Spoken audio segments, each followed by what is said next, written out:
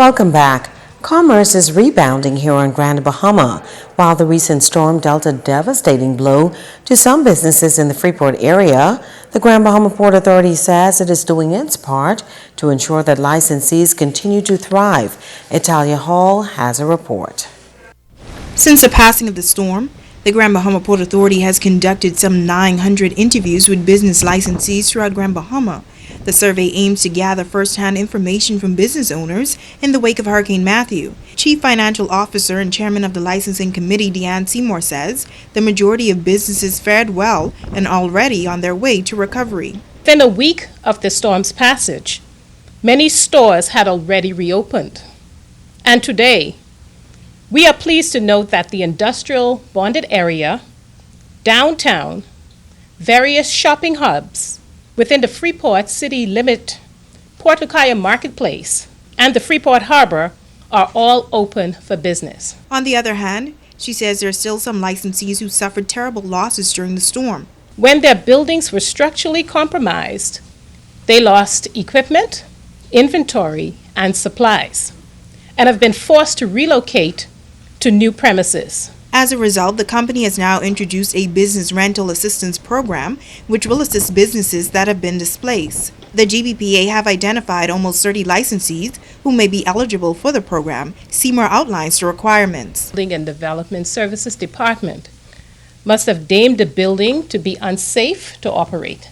The licensee must be in good standing with the Grand Bahama Port Authority, and that also includes making special payment arrangements if their license fees are in arrears. So we're amenable to that. Also, the rental assistance check, we are proposing a $1,000 check, and that would go toward first, last security, whatever it is, which would go to the landlord of the subsequent location, in essence, where they are relocating. The program will expire on January 31st, 2017, and for more information, you can contact the Customer Relations Department at 350-905001. It's Halia Hall, ZNS Network News. The Grand Bahama Port Authority providing relief items to communities throughout the island under its humanitarian aid program. Vice Chairman Sarah St. George commends other service organizations who have been assisting with the cleanup process as well. And I'd like to offer a special thank you to the Reach Out Ministry volunteers led by Dudley Sade, to the Pilot Club of Lucaya, headed by Nicole Colebrook, to the Rotary Club of Freeport, and community activist Troy Garvey, along with residents of Hudson Estate. And last but not least, to our Keep Grand Bahama Clean members. I'd also like to commend the churches, social services, the Salvation Army, and the Red Cross, who deserve great credit. St. George says Grand Bahama is not forgotten by others. GBPA offered backup support for 2 more DC-3 flights coming from missionary flights for America, which were delivering food and other packages to the Salvation Army. So we are not forgotten by the rest of the world.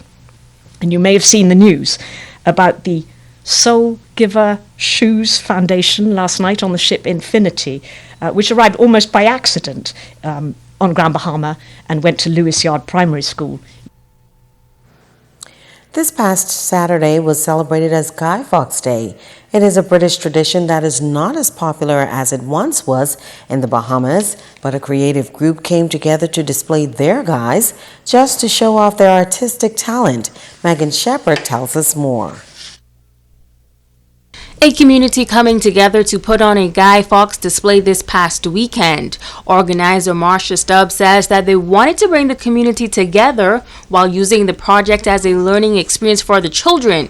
They also implemented a special theme. What we did here with this is give a spin on Parliament. You know, what happened with Guy Fawkes, one of the kids will tell you about it, happened a long time ago. But we made it a little modern, so if you notice our guys have laptops and cellular phones, because they are modern, and then back in them days it wasn't even women in Parliament as yet. And we even have some women here in Parliament, so that's what this is all about. Stubbs says that 3 years ago, the initiative was organized by resident Patricia Astwood, who recently passed away, and this was their way of honoring her. She would have involved the kids, and she would have been involved as well. As a stay-home mom, you found that whatever we were doing around here in the community, she would usually be a part of it.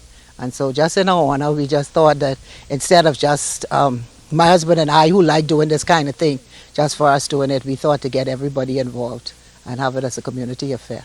Some of the children that took part in the project say they learned a lot while having a good time. My Guy Fawkes, I think it was hard to build it at first, but then it didn't really seem as hard when I finished it, because I think I was over exaggerating with it. When I made my Guy Fawkes, I thought it was fun because I got to learn who he was, and I had a lot of fun making it. When I made it, I had to stuff it with the newspaper, and I thought that was like the hard part. But when I had to dress him, I thought that all my work paid off because it did look good. The experience was good and it was fun, especially last night. We was helping everybody else with their own who wasn't finished. I was trying to get everything done today. The group does plan to burn the Guy Fawkes, but says they want to enjoy it for a while first. Megan Shepard, ZNS Network News. Thanks, Megan. It's time now to ask the doctor.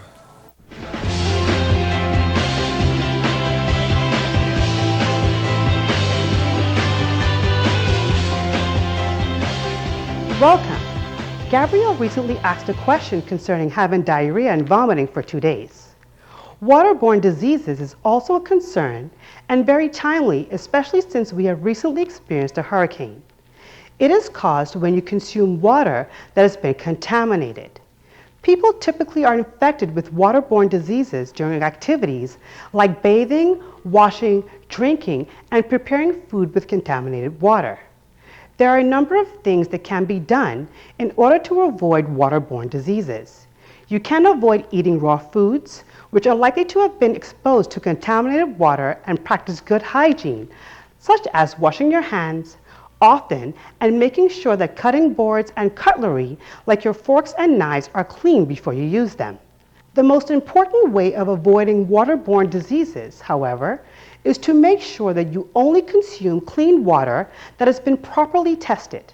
Make sure that you and your family do not swallow water while swimming in pools or in the ocean. Do not drink tap water unless you are certain that it has been properly treated. If you are drinking from a private well, make sure that you get it checked annually for any contaminants, and do not expose your water to harsh chemicals or pesticides. If you have a question, please email askthedrbahamas@gmail.com. I'm Dr. Monique Pratt, and this has been Ask the Doctor. Don't go away. Sports is up next with Ricardo Lightborn.